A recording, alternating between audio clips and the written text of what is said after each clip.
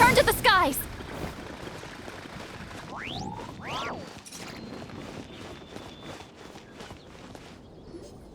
Hey, Durin! Any more clues for us? We're all set for the next chapter. Yeah, I was just about to come find you. Let's see what it says. Now sprout to life the story's seeds, stirred by wind-born melodies. Then on that breeze the music leaves, fading into distant memories. Seek the place where wind and tale entwine, and once there, make 3 riddles into verse, and 3 melodies into song. For in poetry and song will this story start to blossom. Come on! Another riddle? All that talk about wind and melodies? Oh, what do you think the answer could be?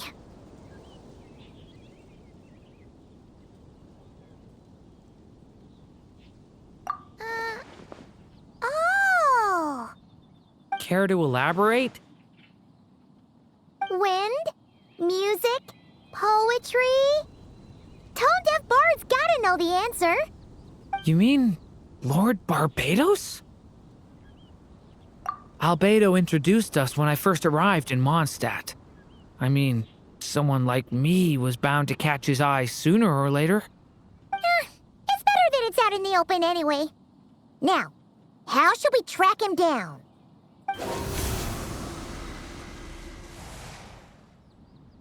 I'm pretty sure he's already caught wind of what's going on here. Why don't we just see where the wind takes us? Ah, right. He definitely makes it easy to forget he's a real god sometimes.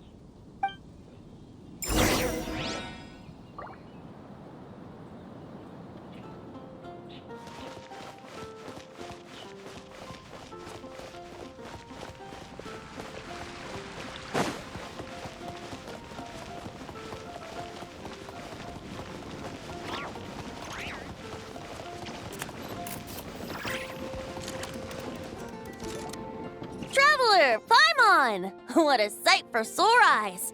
Ah, and the little dragon from the fairy tale world. I heard your voices calling out to me on the wind. Something about needing help with a riddle? Sorry to disturb you, Lord Barbados.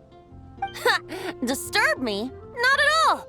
To tell you the truth, I'm just as curious about this riddle as you are. Let me take a look.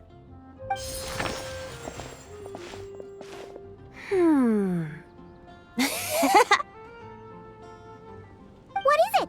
Did you figure out the answer? 3 riddles and 3 melodies. That sure takes me back. The answer you seek lies hidden in memory. Looks like running to Tone-Deaf Bard was the right call after all. Long ago, those mages came to Mondstadt, seeking to test their strength against mine. But I replied, let us make music, not war, and resolve our conflicts through song. So I strummed my lyre and sang them this verse. O wind, welcome now, my guests.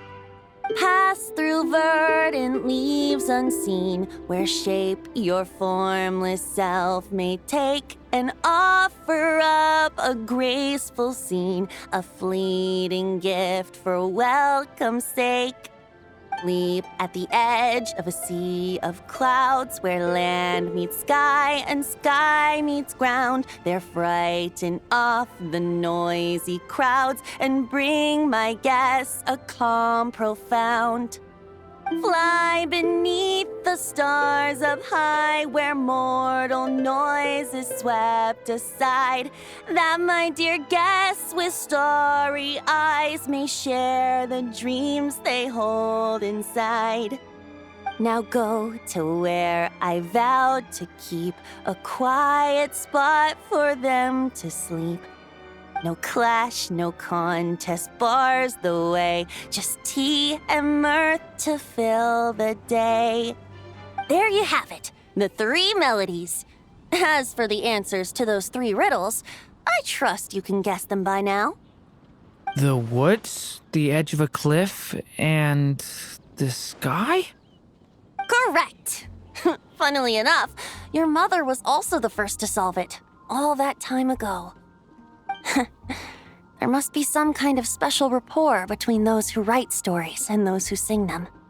The woods, a cliff, and the sky. Oh! So that's where it is! I suppose the spot that answer points to is where you're headed next. You should know, after solving my riddle, the mages even accepted my proposal and made that location their official meeting spot. And going by what your book is suggesting, once you found it, you might want to try playing the melody I just shared with you.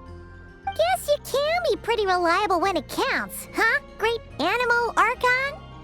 Thanks for the help, Lord Barbados. Still got questions for me, huh? Yeah, you must have read countless tales in your time, being a wandering bard and all. In your experience, why might an author consider a story unfinished? Unfinished?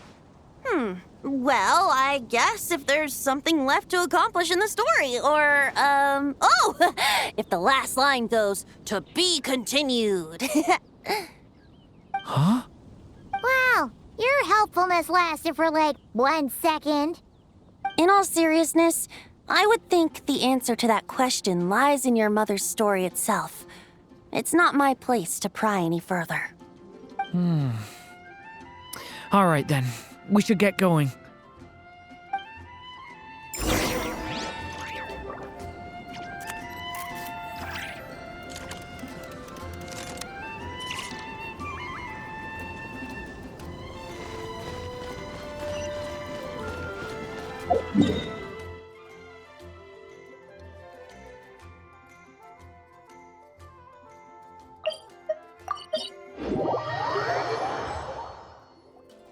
Okay, we're here!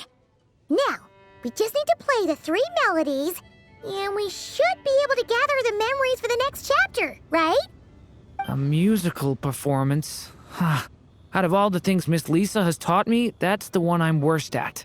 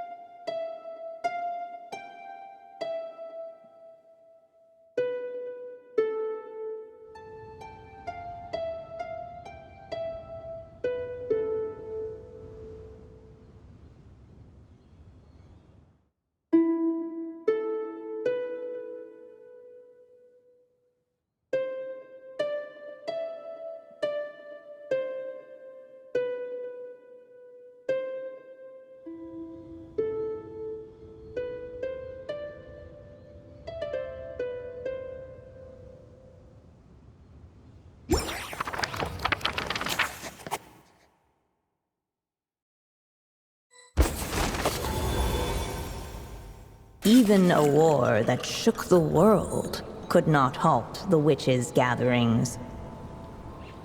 Yet even so, with the passing of time, 3 of their teacups no longer came to be set.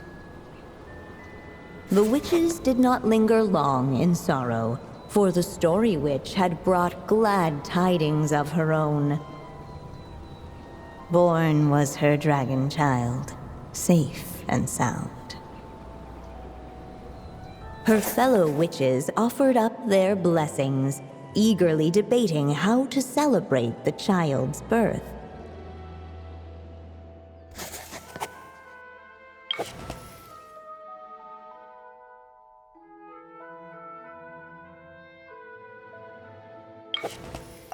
In the end, they settled on the most vibrant balloons they could find.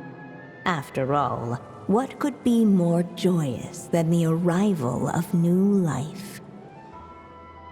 And so, the witches' gathering turned into a birthday celebration.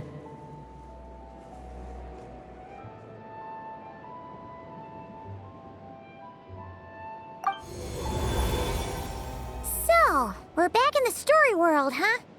As if from nowhere, new guests appeared at the witches' table. Perhaps they too had come to celebrate the dragon child's birthday. Yet while everyone else was busy thinking about what kind of gift to offer, these three seemed to have come empty-handed. Hardly the recipe for a warm welcome to a birthday party, now is it? A gift? Hey, what's this all about? We only just found out this was a party. While the guests voiced their complaints and grievances, perhaps they should have been wondering what kind of gift to give instead. So, we need to bring a gift to advance the story? Oh, but where are we supposed to get something like that? Perhaps it would be a good idea to have a look around. Why didn't you just say so?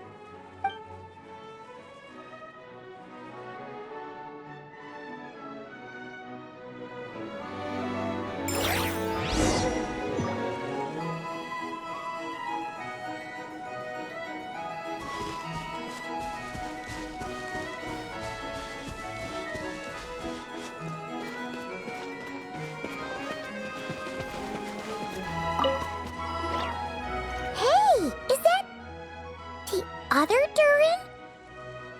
Hey, Mini Durin! Nope, no reaction.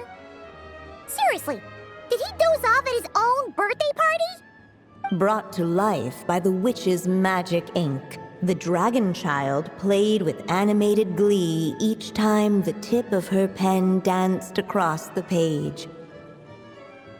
Yet she could not spend all her time writing. For the upcoming witches' gathering, she had no choice but to set down her pen. But before doing so, she wrote one last line. So did the child drift off into blissful slumber.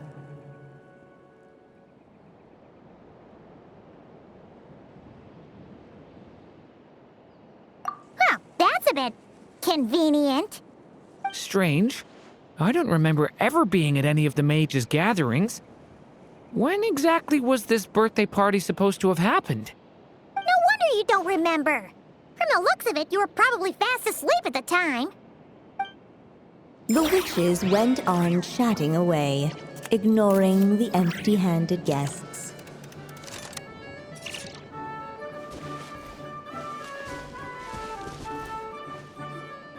Hey, could we use these as gifts, maybe? At last, the guests found something to give the dragon child.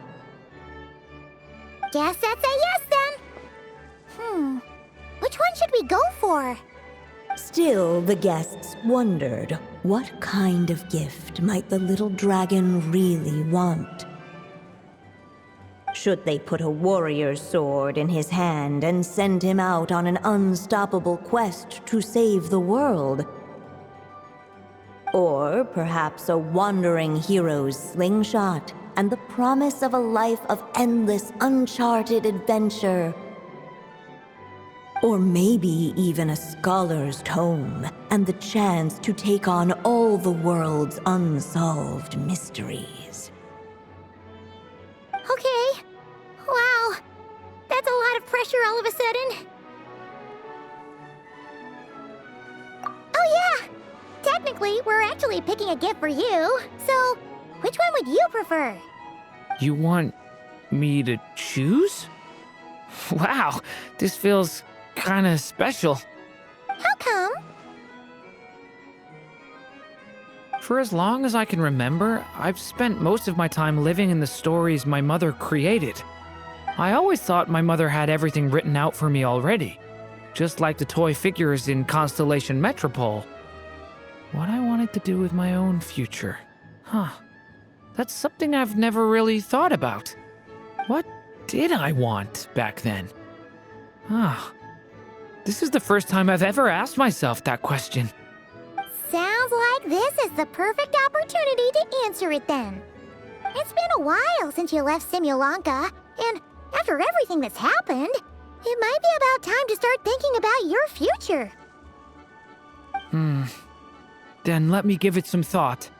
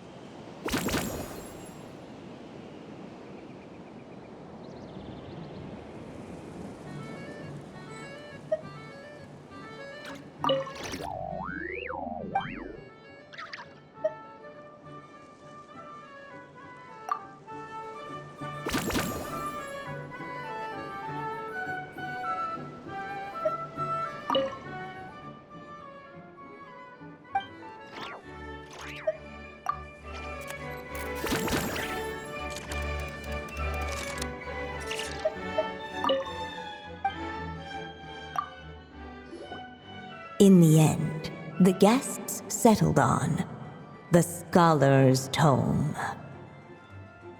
So you're the scholarly type, huh? I just feel like I should learn more about the way the world works. What makes you say that? I'll give you an example. Did you know that in Mondstadt, using fire to catch fish is a punishable offense? I thought she was just teaching me regular hunting techniques. It was only after Master Jean caught me and sent me to solitary confinement that I realized I'd misread the situation. So much of what's considered common knowledge in your world just wasn't in Simulanka. So I have to learn, or I'll keep causing trouble for everyone else. Paimon's not sure that counts as common knowledge.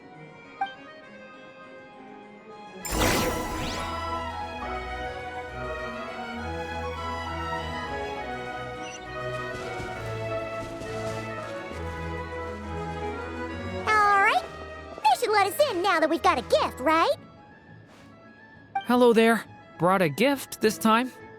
The newly arrived guest presented his gift, wishing the little dragon a future as a wise and accomplished scholar. Accepting the guest's blessing, the Story Witch invited him and his friends to take their place around the table. Finally, she could introduce them all to her dragon child, telling all in attendance about the moment of his hatching, and of course, the name he'd been given. It was then that the Seer Witch, diviner of the stars, withdrew her gaze from the heavens and turned a sorrowful glance upon the little dragon. You gave him the same name as that evil dragon? That's right. But the life I intend for him shall be very different. What folly, to love so blindly. For as you must know, a name is the mirror of destiny itself. He who bears an evil dragon's name must also inherit the fate of its previous owner. His fate has been foretold. Then I'll rewrite it. The witches at the table fell silent, for they knew the Seer Witch's words had never once proven wrong. Yet, just as clearly, they recognized the Story Witch's resolve, for there is scarce a force in this world more fearsome than a mother's love. At last, the Merry Witch stepped forward, dispelling the uneasy silence. So be it. Then we'll all lend a hand. Together, we shall rewrite this child's fate. You mean to defy one of the fundamental rules of this world? I refuse to be shackled by such rules. Besides, this is a witches' gathering, is it not? What could be more fitting a subject for this occasion than to defy them? Oh? Sounds like an interesting experiment. I suppose, were we to succeed in this endeavor, we might bring a touch of wonder to this otherwise dreary sky of stars. The Merry Witch finally talked them all round, just like she had done many times before. Warm and strong as the sun she was, so much so, in fact, that those who her light shined down upon had no choice but to bask in it. And so the witches readied their gifts, 3 marvels of the cosmos. For this child, I shall decipher the ravings of the heavens and lay bare before him the trickery of fate. For this child, I shall leave a formula powerful enough to unravel the very origins of this world, that he may seek another solution for the conundrum of his life. For this child, I shall call upon wondrous magic to make possible his impossible wish. All the Story Witch had was the pen in her hand, yet with the love that flowed from it, she resolved to bring forth a marvel of her own. For this child, I shall leave behind the last story I will ever write, and with it, a path to an ending yet untold.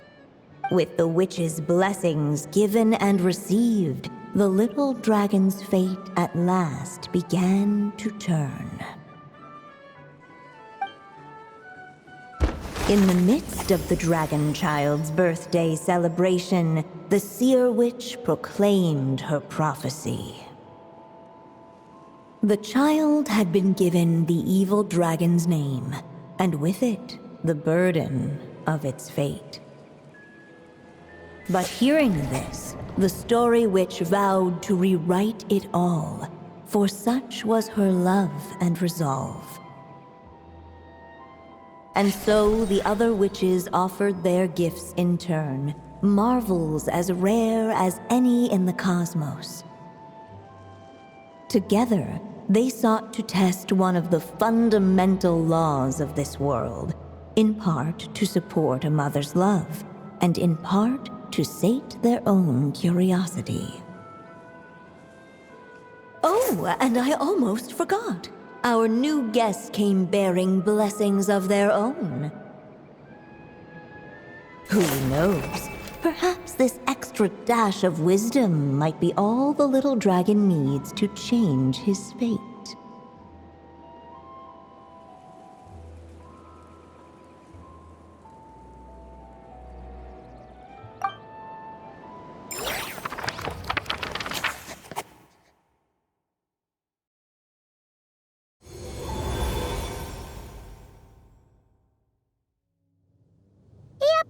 Looks like we've completed this chapter, too.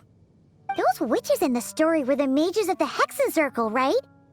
They sure seem to care a lot about you, Durin.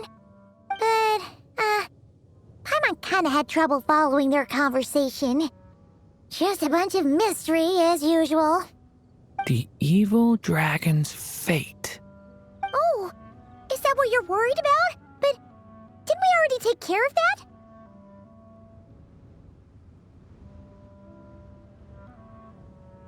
Ah, the mages must have had a hand in that, too.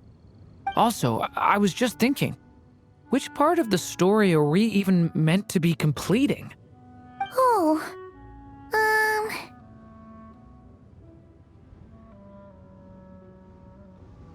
It feels less like we're filling in the gaps and more like we're adding something new altogether.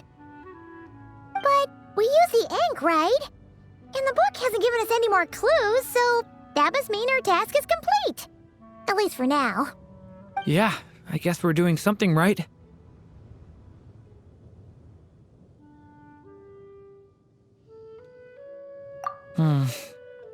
Maybe I'm overthinking things. It's just, this is my mother's final wish, so I don't want to mess it up. Anyway, thanks for all your help. I'll let you know as soon as the book reveals a hint about the next chapter. Okay then. See you in the next chapter.